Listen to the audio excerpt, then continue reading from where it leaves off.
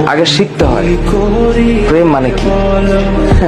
তোর প্রেমের সঙ্গেই কেউ শিখায় নাই, আমি শিখাই দিই, মাথায় রাখিস।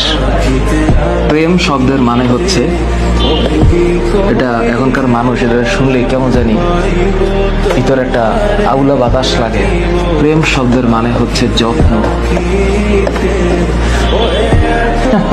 কেউ তোদের বলেছে? আজকে আমি বলে দিলাম, যার যত প্রেম তার যত্ন তত বেশি।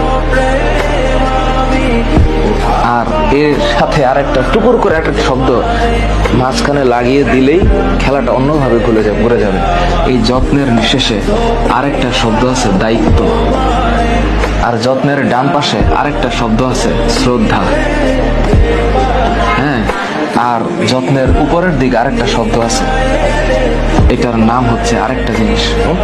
এটা মানে এটা এই সত্যতা, এটার নাম হচ্ছে প্রেম।